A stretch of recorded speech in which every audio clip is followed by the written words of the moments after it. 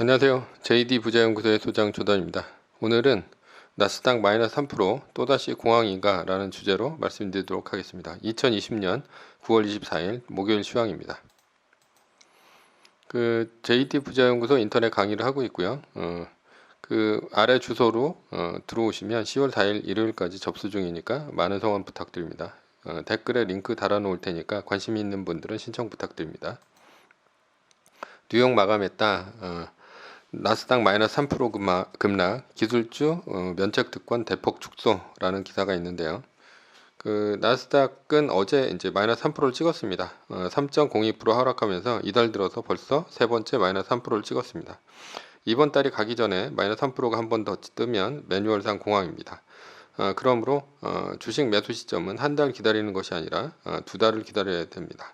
만약에 뜬다면 말이죠. 9월 23일에 마이너스 3%가 떴으니까 10월 24일까지 마이너스 3%가 안 뜨면 그때 장막판에 시총 1등 주식을 전량 매수하면 됩니다. 이 외에도 S&P 500은 2.37%, 다우지수는 1.92% 빠졌습니다. 대형 기술주가 크게 밀리며 증시를 끌어내렸다. 아마존과 넷플릭스는 4.1%, 4.2% 급락했고 페이스북은 2.3%, 알파벳은 3.5% 내렸다. 애플은 4.2% 밀렸고 마이크로소프트도 3.3% 하락했다.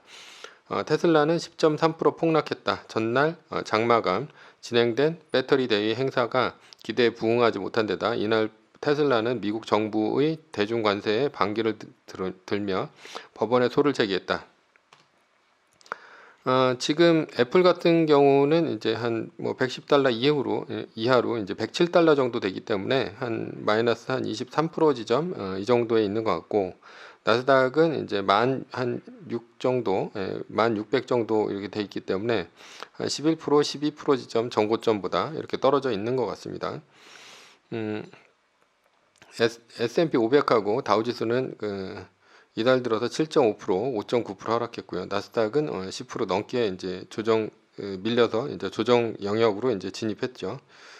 페이스북, 애플, 넷플릭스, 알파벳, MS 주가는 9월에만 모두 최소 11% 떨어졌습니다. 지금 애플 같은 경우는 거의 20% 이하로 떨어지고 있습니다. 나스닥은 전고점 대비 10%를 넘어서 마이너스 15% 지점으로 가고 있고, 뭐 하여튼 그렇다라는 거죠. 나이키는 매출 호조에 8.8% 급등했다라는 거고요. 매출이 80% 이상 급등하면서 실적이 예상을 크게 상회했고, 나이키는 이번 회계연도의 성장치의 전망을 높여잡았다. 나이키 온라인 매출이 폭등하면서 한때 15% 이상 선물 시장에서 올랐는데요. 결국은 이제 8.8% 급등으로 끝났습니다.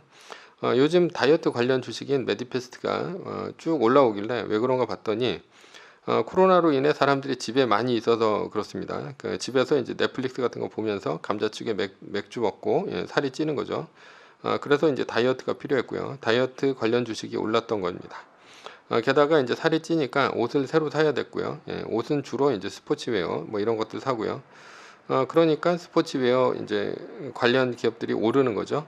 거기다가 이제 신발은 거의 크록스 같은 것들만 신는다고 하더라고요. 그러니까 회사 갈 때야 뭐 구두 신고, 뭐 운동화 신고 그렇겠지만, 집에서 이제 뭐 슈퍼 왔다 갔다 하고 그러면 뭐 크록스 같은 신발을 대부분 신는다 이렇게 볼 수 있고, 헬스클럽 등 실내 스포츠 하는 곳이 이제 문을 닫겠죠. 샷다운으로. 그리고 좀 위험하죠. 아무래도. 그러니까 이제 야외로 이제 나가는 거죠. 야외로 나가니까 러닝 등 필요한 운동기구, 그다음에 운동복, 운동화 뭐 이런 것들 다 사야 됐죠. 뭐 집에서 이제 자전거 탈 때도 뭐 흙 묻은 헌 운동화를 신고 운동을 할 수 없으니까 새 운동화가 또 필요하죠. 그러니까 새 운동화 수요가 이제 폭발했다라는 거고요. 그리고 이제 매장 가서 사는 것보다는 인터넷으로 사야 하니까 나이키의 온라인 매출이 폭발적으로 늘어난 것으로 보입니다. 어제는 왜 떨어졌는가? 기술주 면책특권 제안했다. 법무부가 대형 기술업체 면책특권을 제안하는 방안을 추진하며 증시가 크게 후퇴했다. 뭐 이런 얘기가 있는데, 뭐 실제로 이제 기술업체 이제 면책특권 법안 때문에 떨어졌다고 하는데, 이 법이 통과되면 가장 문제가 될 주식이 어디냐? 페이스북하고 구글입니다. 그런데 얘네들은 2, 3% 떨어졌고요. 뭐 애플이나 아마존이나 이런 애들이 오히려 4% 넘게 빠졌습니다. 그러니까 이 법 때문에 하락했다라고 이제 영향을 미쳤다 이렇게 했지만 실제로는 주된 원인은 따로 있다라는 겁니다. 예. 자, 진짜 이유는 무엇이냐? 유럽이 코로나19 재확산으로 재봉쇄 위기에 처했고 미국의 의회에서는 추가 부양안이 뒷전으로 밀렸다. 제롬 파월 그 연준 의장은 이틀 연속 의회 청문회에 출석해 추가 부양책을 촉구했지만 대선이 2달도 남지 않은 상황에서 추가 부양안 논의는 제대로 이루어지지 않고 있다.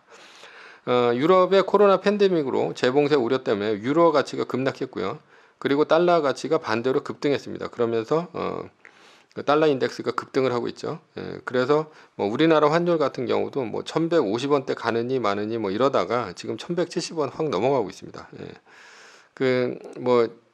유로 위안화 같은 경우도 6.7위안 밑으로 내려간다 뭐 어쩐다 그러다가 지금 6.8위안대로 가고 있고요. 그러니까 미국이 어떻게 됩니까? 예, 미국 달러가 강세가 되니까 미국이 세계 수출이 이제 부진해질 것이죠. 예, 그러면서 이제 주가가 오히려 좀 빠진 게 아닌가 이렇게 생각이 들고요. 유럽도 달러 인덱스 떨어지면서 주가도 이제 겁나게 떨어졌습니다. 뭐 달러 인덱스하고는 관계없죠. 유럽 같은 경우는 그냥 코로나 재확산으로 떨어지고 있는 거죠. 그리고 앙숙 롬니도 트럼프 지지, 대선 전 대법관 인준 탄력 이런 기사가 있는데요. 밋 롬니 상원 의원이 트럼프 대통령의 손을 들어주면서 11월 대선 이전에 연방 대법관 후임 인준을 밀어붙이려는 계획에 청신호가 켜졌다.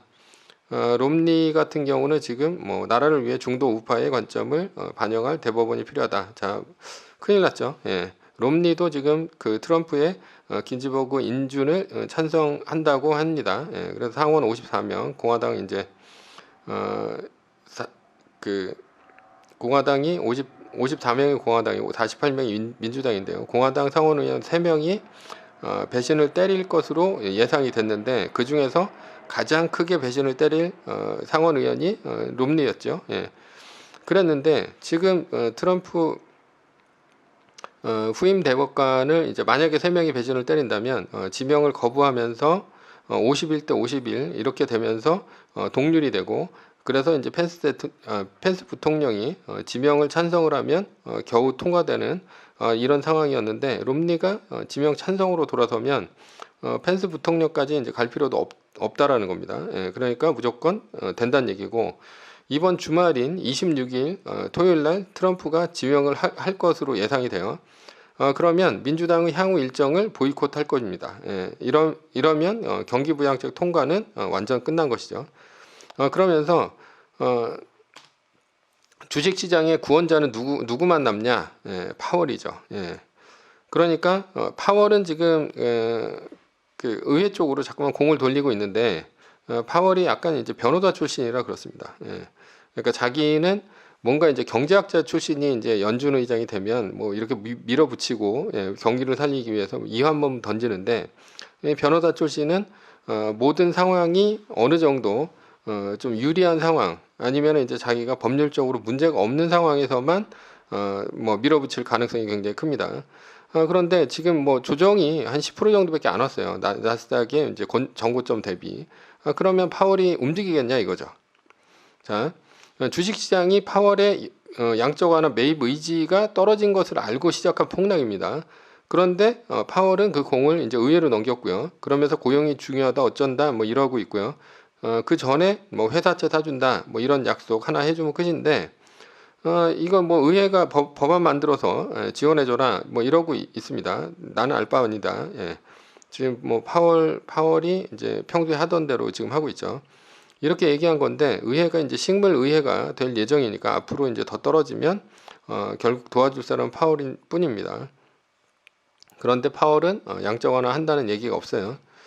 파월은 미국 추가 부양 없으면 경기 회복 더디고 힘들 것 이런 기사가 있는데요. 특히 소기업과 저소득층은 정부 지원이 필요하다고 진단했다. 파월 의장은 경제가 침체에서 벗어난 상승세를 보인다면서 전망은 매우 불투명하다라고 강조했다. 자, 파월의 인식은 마치 2018년 10월 위기를 떠오르게 만듭니다. 그 당시 이제 9월에 FOMC 회의에서 파월은 앞으로 금리를 더 올리겠냐는 기자의 질문에서 아직 멀었다 이렇게 대답을 했죠. 그러면서 금리를 뭐 올린다고 하자마자 10월 대폭락이 시작이 됐고요. 전고점 대비 나스닥이 20% 이상 빠졌습니다. 그렇다면 2019년 1월 4일 주식의 반전을 이끌어낼 때 상황이 어땠냐? 2019년 금리 위기 때는 전고점 대비 18% 거의 한 20% 정도가 빠졌고요. 나스닥 얘기입니다. 이번에도 20% 정도는 빠져야 파월이 시장 개입에 나설 것으로 보입니다. 나스닥이 이제 10% 떨어졌으니까 아직 멀었다고 볼 수 있고요.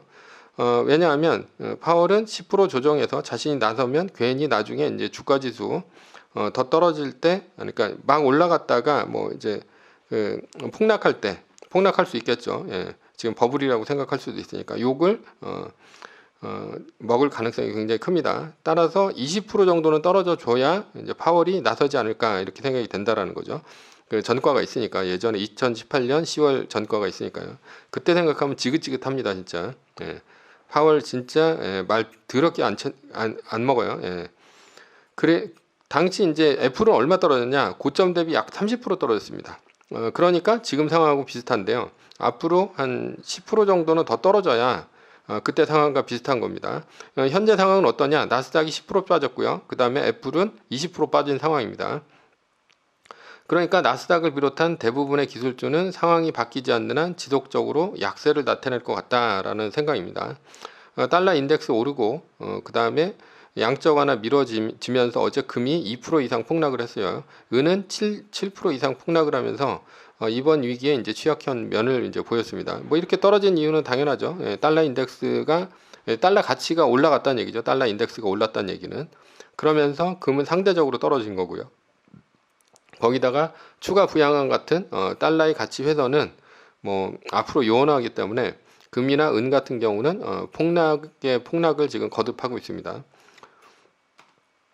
TLT 같은 경우도 이제 안심하기 이릅니다. 9월 초서부터 한 1.4% 정도 올랐는데요. 이번 위기에 이제 해치 수단으로 보였는데 어제 이제 TLT는 좀 올랐어요. 0.2% 3% 정도 올랐는데 막상 이제 10년물 채권 가격은 떨어졌습니다. 채권 가격이 떨어진 이유는 그 연준 의원들이 발언이 2% 이상 물가 상승을 용인한다. 양적 완화 스탠스를 지속적으로 얘기해서 지금 10년물이 떨어졌거든요. 그러니까 채권 가격이 오르지 못하고 이제 떨어진 거죠. 그래서 TLT 같은 경우도 뭐 이렇게 립 서비스로 지속적으로 연준 위원이나 아니면 파월이 얘기를 하면 TLT도 막 오르기는 좀 힘든 상황이다 이렇게 볼 수 있어요.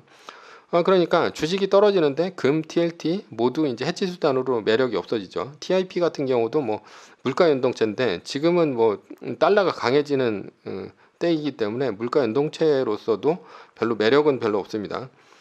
앞으로 이제 어떻게 바뀔지는 모르나 현재는 이제 마이너스 3% 끝날 때까지는 그냥 달러를 보유하면서 주가 하락할 때마다 말뚝을 박는 것이 나아 보입니다. 그렇다면 인버스를 쓰는 것은 어떠냐 이렇게 말씀하시겠지만 주식시장에서 예측은 금물이죠. 시장 상황이 언제든지 반전할 수 있기 때문입니다. 뜻밖의 반전은 뭐 예를 들어서 코로나 백신이 임상 3상을 통과했다. 뭐 이런 기사 나오면 그냥 바로 떡상해버리죠. 그리고 파월이 갑자기 미친 척하고 경기 부양한 뭐 회사채를 막 사준다거나 뭐 이러면 또 이제 한 5% 뭐 이상 막 급등을 합니다. 그리고 트럼프가 대법관 지명을 처리한다거나 뭐 예상 외의 상황이 갑자기 지금까지 예측을 그냥 뒤집어 버리는 거죠. 따라서 우리는 시장 상황을 예측하고 투자하는 게 아니라 합리적인 대응만 해야 돼요. 그러니까 뭐 SQQQ 같은 인버스를 산다거나 뭐 이런 것들은 좀 지양을 해야 되지 않을까라고 합니다. 그래서 결론은 뭐냐? 주식은 일정 비율 떨어질 때마다 말뚝을 받고요. 달러 이외에는 현재 믿을 만한 해치 수단이 별로 없다라는 게 결론이고요. 매뉴얼은 2020년 9월 23일 날 마이너스 3%가 떴으니까 전량 매도 후에 달러나 금, TIP, TLT 등을 갖고 가다가 2020년 10월 24일까지 마이너스 3%가 안 뜨면 1등 주식을 사면 됩니다. 달러가 아닌 것들은 일정 퍼센트 이하로 떨어지면 손절할 생각을 하셔야 돼요.